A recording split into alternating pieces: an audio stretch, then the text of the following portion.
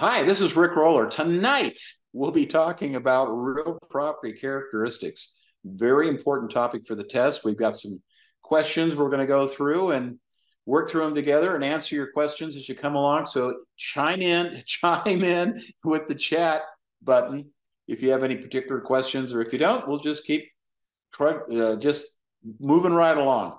Okay. So let's start off with the first question, please. Oh, tonight is Mr. Dan Naylor, who will be our technical genius for this evening. And my name's Rick Roller, longtime real estate broker and longtime real estate instructor. Which of the following is included in the legal concept of land? Which of the following is included in the legal concept of land? A, the surface of the earth and all natural things permanently attached to the earth. B, only the surface of the earth that is delineated by the boundaries. C, the surface of the earth except for lakes and streams. D, everything above, on, below the surface of the earth. On, above, or below. Well, three pretty good answers, but only one is correct. And if you're leaning towards A, the surface of the earth and all natural things permanently attached to the earth, that's the correct answer. What's wrong with B? Well, because it's more than just the surface of the earth. Technically speaking, you own everything above and everything below, but there's realistic concepts of that as well. Because if somebody's flying a private aircraft or even an airliner over your property, they're not going to throw out a quarter. They're just not, so there are practical limits to it. Okay. B, only the surface of the earth is delineated by boundaries. No, the surface of the earth except for lakes and streams. No, everything above, on, below the surface of the earth. No, not everything above. Because they're practical. So surface of the earth and all natural things permanently attached to the earth. Now, if you think that's hard, just say it to yourself again. Which of the following is included in the legal concept of land? Legal concept of land. The legal concept of land. The surface of the earth and all natural things permanently attached to the earth. Because, my friends, you are preparing for a recognition exam. You don't have to know the right answer. You only have to recognize it. Let's go to number 2, please. Hey, hope you're enjoying the video. Be sure to like and subscribe so you don't miss any more of them. And if you want even more review material, we have in the Prep My Exam link in the comments. We've got a plethora of practice exams. We have audiobooks. We have an exam simulator. We have everything that our students use to pass the exam on their first try. Okay? And if you want to get licensed in Utah, check out realestateonlinelearning.com and we'll hook you up. Number 2, which of the following is personal property? How about a garage door?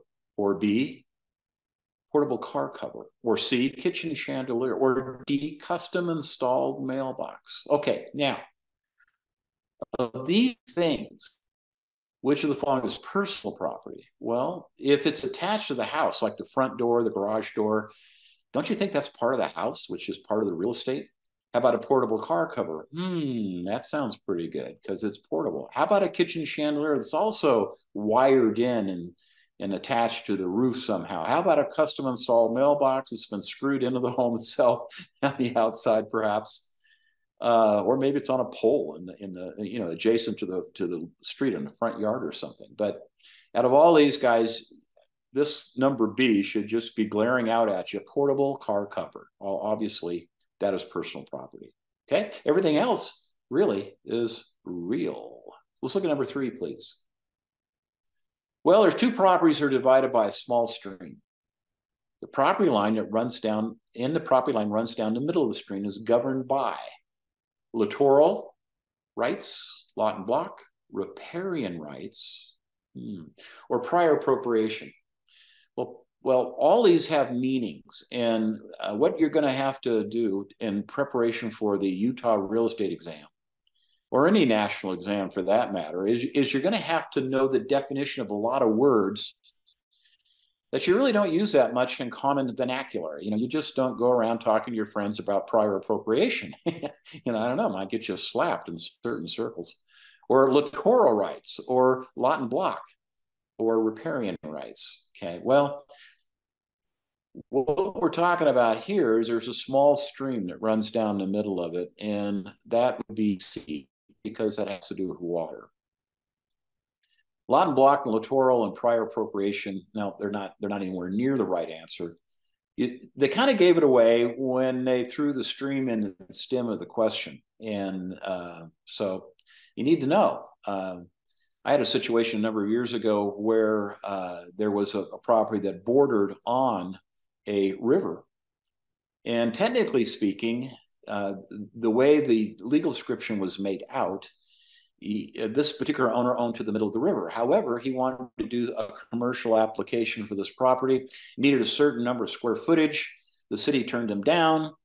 But when we did the survey, we found out that if you go to the center of the river, which was not navigable for commercial purposes, therefore he owned to the middle of the river, that additional square footage gave him the footage he needed in order to do what he wanted to do with the property. And the city had to bite their original decision and give that up and say, you know what, you're right. And so he got to build there what he wanted to build. Number 4, please.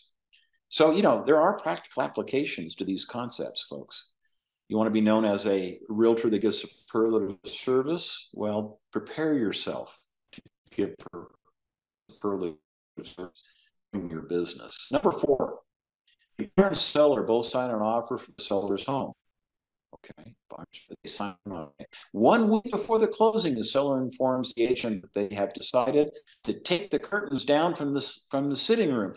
What should the agent advise the seller? Okay, well, let's look at A. Advise the seller to replace the curtains with something comparable. This whole idea of something comparable. I had a seller had this beautiful chandelier in a home, and she says, now we're going to exclude that from the sale and we will replace it with something comparable. Yeah, right. They're going to replace it with something plastic. Give me a break, okay? It's not going to be comparable in all aspects. This thing was a beautiful chandelier. And so what I advised them to do, I advised them to replace it now. I said, pack it up. Hey, you'll be moving soon. I'm on the job. All right. You might as well start packing with that right there. So advise seller to replace it with something comparable. Advise the seller that loosely connected items such as curtains are not included in the property. Advise the seller, C, advise the seller that the curtains are included with the purchase of the home. Why do we know that? It's defined in the contract. Okay. C is the correct answer. Or D, advise the seller that until closing, any changes can be made. Look, people come in, they see the house. If you really want something in the house, this was something you're going to actually be replacing with something else. Okay, I understand that. But what is comparable? Why even get into that argument? Wouldn't it be better to just replace it now? And then what they saw, they get, and what they wanted, they take with them. Now, some items are not replaceable. Went to a home one night to list the home.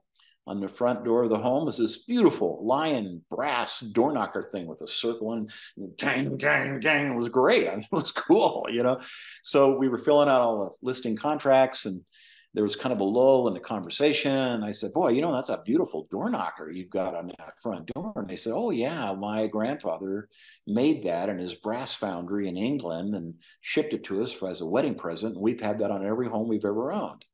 And I said, and we will take it off tonight. Because in that case, you can't replace that. And things like that become a point of contention. And well, I'll take the house and I'll pay them that amount of money, but they got to throw in that knocker. They're not throwing in the knockers. So we took it off that night. They put it in a box, packed it up. I said, you might as well pack it up, like I mentioned in the last question, because you will be moving. I'm on the job. Number 5. Wow. What a great question. A farmer's crops are they an appurtenance in transfer with the property? You got to know what an appurtenance is. Are they a liability for the new owners? Are they emblems? Are they implements that can be removed if the property sells, or are they included in riparian rights? Well, we already kind of defined riparian rights, just like water rights. That crops aren't anything to do with that. So that eliminates 1. There's probably not a liability, so that eliminates 2. So is it an appurtenance or is it an implement? Well, the definition of implement, if you knew that, would be annual crops that are grown in the year of that sale. And if you have an apple orchard, the trees are real property. but the apples are implements. And so you have to address, and maybe on an apple orchard, I don't know, I mean, but who is probably the most likely buyer for a 25-acre apple orchard? Another farmer? Maybe. Or probably in our area here where you're working in Utah, it's probably a land developer and a builder who wants to turn it into lots and start building homes on it. So apples, they come and go in one season, but what about an alfalfa field? Oh my gosh. Alfalfa field, you could have multiple cuttings throughout the whole entire summer and into the fall, maybe. So, you need to describe some of these things in the contract. You need to be very specific. And if you're selling a piece of agricultural property that most likely will be turned into a subdivision, and the most likely buyer is a new home builder, and they're the one making the offer, they want to get started out there. They want, as soon as they close, they're probably going to get their big earth movers out there and start cutting those roads in as soon as they can get the approval from the county or the city. So implements that can be removed if the property sells, that's a farmer's crop, and it has to be addressed. You need to address that issue. Who gets the apples? Who gets the hay? And if you don't address these issues, that's when you have problems, okay? Because this can linger into your deal and make a lot of trouble. Number 6, please. Got to throw in a little practicality when it's pertinent to the question, folks, and it helps you remember it better. 6, a deed restriction. A restriction that's enumerated, specified in a deed. Deed's a document that transfers property from one person to another. Let's look at our answers. A deed restriction remains with the deed and continues to subsequent owners. What do you think, guys? If you're thinking what I'm thinking, you like A whole lot. Let's look at B. Expires when the person that created it dies. A deed restriction? No. C, does not transfer when the property sells. No. Can only be on rental property. Okay, guys, obviously it's got to be what? Answer is A. It remains with the deed, continues as subsequent owners. And, that's sometimes deed restrictions limit what you can do with properties. So, how high you can build it, for example. If you go to some of the nice areas in Salt Lake City, sometimes people bought lots that had views, and to protect their view, they bought the lot that was downhill from them, maybe across the street or maybe in another street in a subdivision, so they wouldn't ruin their panoramic view. And, when lots were 30, 40 grand or something like that, maybe that was okay. But when lots got to be 150 instead of 40,000, then it got to be 200, in certain areas even more than that, they start to really evaluate how much is that view really worth, okay? So what they could do is put a deed restriction that says you can't build anything higher than this, and we don't want to see any evaporative coolers on your roof, and your roof could only be so high. So they still maintain some of the view, but they also get to sell that lot because, that might be a better use of their equity in that particular lot. Let's look at number 7, please. A little practical example to help you remember that. Number 7, a servient tenement. Servient. Sounds like you're serving. Sounds like that there's a dominant and then there's a servient. Okay, A. The servient tenement is A, the property which is granted an easement to cross a neighbor's property. Property in which is granted an easement. Okay, that's interesting. How about B, the property over which an easement crosses? Oh, that sounds pretty good. C, the property owner of the property was inherited. Yeah, right. D, the recipient is of a life estate. Well, guys, we can eliminate those two. So we got a 50-50 here. What do you think? Is it the property which is granted an easement, or is it the property which is subservient to the easement? Well, if you're kind of heading towards B, you're going to be an excellent exam taker, okay? Because that is the correct answer.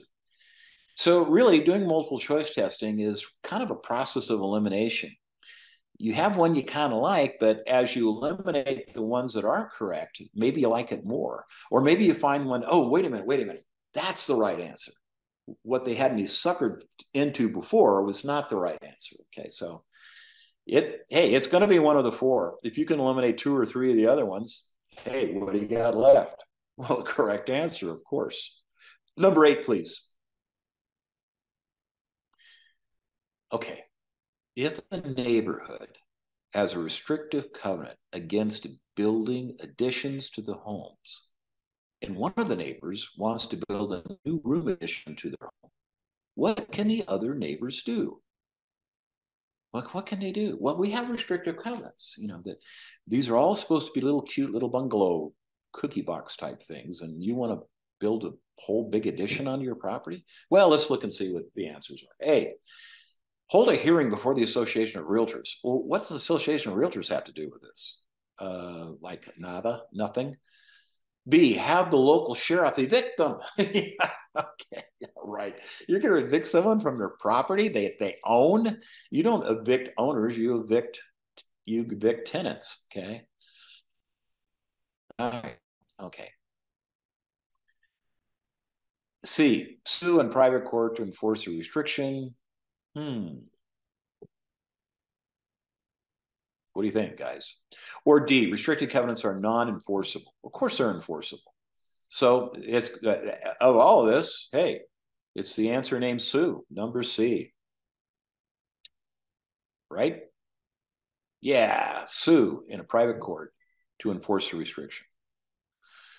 Now, the problem with this is that you probably won't know what's going on. I mean, even though building permits are public record, you probably don't drop by the building department on any Friday to see who took out permits in your neighborhood. That's just not going to become known until some big machine starts digging a big hole and you go talk to your neighbor. What are you doing? You can't do that. We have restrictive covenants against adding on to your home. Kind of a weird situation. Probably won't see it anywhere in your real life in real estate except for on the exam. Okay, let's look at number 9, please. Number 9 says, which lien would take first priority? Mortgage, mechanics lien, ad valorem taxes, or second mortgage? Okay, well, mortgage, mechanics lien, second mortgage, or taxes. Taxes. We say that there's a first mortgage on a home. This one talks about a second mortgage on a home. Underneath everything, from the beginning, is the government who wants their property taxes. So what do you think, guys? 9 has got to be C. Ad valorem means according to value. Ad valorem taxes would be a property tax on a particular property. And really, they're first. I mean, all the payments could be paid. In fact, it could be paid off. It could be free and clear. There is no mortgage. There is no mechanics lien. Or maybe you had someone come in, remodel your bathroom, and you haven't paid them quite yet. And, they could jump the gun, throw a mechanics lien on the property. A second mortgage is probably already there. But underneath everything are the taxes. Because if the taxes aren't paid, it's going to be sold at a tax sale. And this is one of the reasons why mortgage companies like to escrow in your payment, which is a PITI, principal interest on the loan, taxes and insurance. They like to escrow those tax money on a monthly basis that adds up so that at the end of the year they can actually pay the taxes, because they don't want that property going to a tax sale. And Utah's tax lien sales are a little bit weird. I've never seen another state quite like ours, but we'll get into that in another class. So let's look at number 10, please. Number 10 says the right of a property owner to reclaim a property that has been foreclosed on is known as what? Right of redemption, clouded title, the covenant of season, or deed holders due. Deed holders due. Okay, guys, what do you think it is? Of all these, it's not a clouded title. Okay, covenant of season. Deed holders due. I don't even know what deed holders due would mean, but guys, we're talking about number 10 here. We're talking about A, the right of redemption. I mean, come on. What else could it be? You can go back and redeem your property, even though it's been, foreclosed on. There is a right of redemption in in many states, our state's a little interesting on foreclosure property, and your right to redeem is actually in front of the auction. But nevertheless, if you end up in foreclosure process, you have a right to stop that process, and it's called the right of redemption. Number 11, please. Number 11 says, in most jurisdictions, the master plan is managed by the master plan. Now, a master plan is a situation where the city or the county got together and said, in order to have orderly development, we're going to put in some zoning laws. And so, and we know there needs to be a little give and take from time to time. So we're going to say in this area you can do this, in this area you can do that, and they have different colors or they have different codes for them. And then you have to go look at that area. Now, be aware if you are selling real estate all over the state. Okay, well, let's say your parents have decided to retire. You live in the Salt Lake metro area, and they've decided to buy an additional home, or maybe their retirement home in St. George because of the nice weather they have down there. And so you decide to hop in the car with them and go down to St. George. Now, do you have a Salt Lake County real estate license, or do you have a state of Utah license? You have a license issued for the whole state of Utah. So anything in the boundary of the state of Utah, you are good to go on. However, there are peculiarities in different areas of our state. So you really have to be able to acquaint yourself with that. But in this particular situation, we have a master plan. And that is the question, the nature of the question. And so who kind of administers that? Is it the mayor or county superintendent? I think a bigger job doing other things, Board of Equalization. How about the Planning Commission? Yeah, that sounds good. That sounds actually warm and fuzzy. I like that one. And D, the Zoning Board of Adjustment. Okay, guys, it's the Planning Commission. You've got to go in there and convince them that your usage is appropriate for that particular zoning. And maybe there's some give and take, maybe on the periphery, maybe it's a neighborhood shopette type store that they think would benefit the neighborhood. It's on to a busy intersection anyway. I don't know. But there is a possibility that you might be able to get, some push one way or another, or, but you're going to have to go before these guys just so they can make sure you are complying with all their master plans. Okay, that's why they have a master plan. They want an orderly development in an area. And there's other things you got to think about. If you are a community leader and you're in charge of orderly development in your community, you'll have to take into consideration things like, the size of the water lines, will there be enough water pressure for that area? What about the sewage? And, how are we going to get that all connected? And all the other utilities that someone might want for an area, the gas and power and everything else. And so the Planning Commission has a big job. And yes, they will allow a little bit of something, and they might give you a variance, but, we'll have to see. Number 12. You might make your purchase contingent on getting zoning change or a zoning permit. Number 12, if a home was built as a multi-family residence, but later the zoning district was changed to allow single family only, the home is considered a what? Buffer zone, non-conforming use, pre-existing assessment, zoning relic. Okay, what do you think, guys? A buffer zone is good zoning. A buffer zone is taking residential and not letting it be right next to stinky industrial, And so you might go industrial, and then you go some commercial, and then you go some multifamily, and then you have, so you have these things that kind of make for more orderly development. But it's not a buffer zone. That doesn't even fit that. What we're looking at here is really something that would be considered a non-conforming use. When it was built, it was okay, but the zoning changed in the interim. And so it's now what they call a non-conforming use. Now, non-conforming uses are okay. They're going to let you stay there for a while, but if don't go in and think about adding another bedroom and adding, unless it's within the structure itself. I mean, if you want to push out a wall, make the home a little bigger, that's going to be a problem because you're in non-conforming use. So they'll kind of, what they say is, well, you were here before our zoning law was, but now the zoning is this, and so we might let you stay with that. But if there's ever, if it burnt down, you're not going to be able to rebuild it. So it's going to make financing difficult. It's going to be kind of an interesting thing. So what we're looking at, it's not a pre-existing assessment. It's certainly not a zoning relic. It's got to be what, guys? Number 12, the answer is B as in boy, non-conforming use. Thank you, Dan. Number 13, please. An area that separates two zoning districts. Oh, good. This is good one. Where the two districts are incompatible. We've just been defining this, haven't we? Is called a what? Come on, guys. You all ought to get this one now. 13, obviously, it's A. It's a buffer zone. Now, a brownfield is a polluted area. And we do have brownfields here in Utah. There's several of them.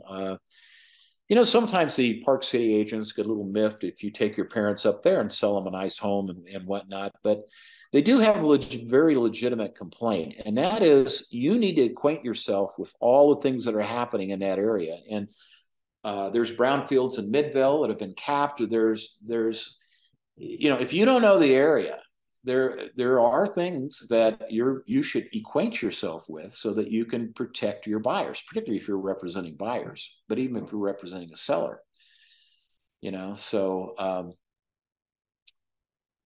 obviously, Guy, the answer, it's a brownfield is something that's probably been covered up or had to be dug up and moved. It's not a zoning division. It's not a neutral corridor. It's the buffer zone. But I gave that away in a previous question. Number 14, please. Number 14. Don't you love these multiple choice tests? You don't have to know the answer. You just have to recognize it. You guys can do this. You can do this. For heaven's sakes, you only need a C- anyway, 70%. Yes, I know some people get test anxiety. Yes, I know. I deal with students that have that problem. But even they, I've helped many of them, can get through the exam. You just have to really work hard. And it's worth it, believe me. Okay, number 14. Here we have a property owner who is precluded by deed restriction from developing a 30-foot boat dock. Bummer. Okay, the limitation prompts the seller to sell to another party. The new owner, is free to do whatever they want. They're free to build the dock since the next door neighbor built a similar dock 2 weeks later. So the neighbor didn't comply. Well, he's probably going to have to tear his down. Or perhaps it is B, take the title subject to the same restriction. Sometimes when questions or answers rattle on for 2 whole lines, but here's a short one, take the title subject to the same restriction. That might give you a clue. All right, C, can build the dock with special permission from the zoning board. D, may build since the restriction is extinguished by the sale. Okay. Deed restrictions aren't extinguished. They're not extinguished by the sale. Okay, so that's not going to work. So, guys, the correct answer to this number 14 is B. Take title subject to the same restriction the other owner had. In other words, you're not going to be able to build your 30-foot boat dock and be compliant with the zoning. Sorry about that. Maybe you need to build on the other side of the lake or somewhere that doesn't have that same restriction. Go to 15. Sometimes what you want to do with a property is not allowed. So this is part of your due diligence as a buyer. And you can help with that, but really the onus is on them to really find out if that property is what they want. And our current contracts allow them the right to cancel for any reason or no reason within their free look-see period, their due diligence period. Number 15. Number 15 says the final measurement of a meets and bounds description will always terminate at A, the point of origin, B, the first lot in the plat, C, the front of the property, or D, the longest bound? No.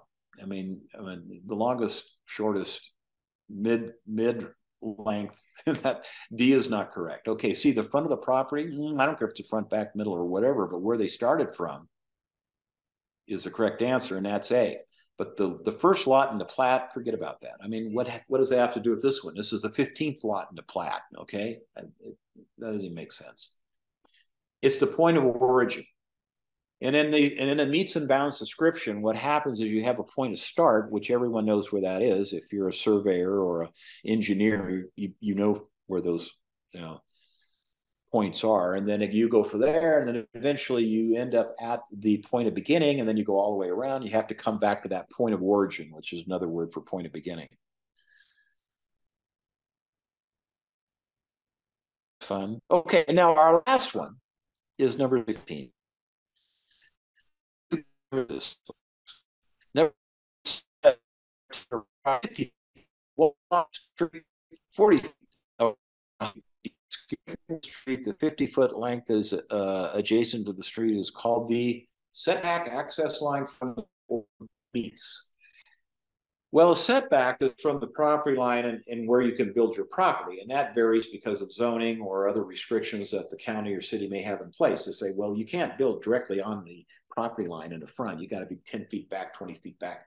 Usually setbacks are on the sides and the back, but that's really not what we're talking about here. We're talking about C, the frontage. It's not the access line.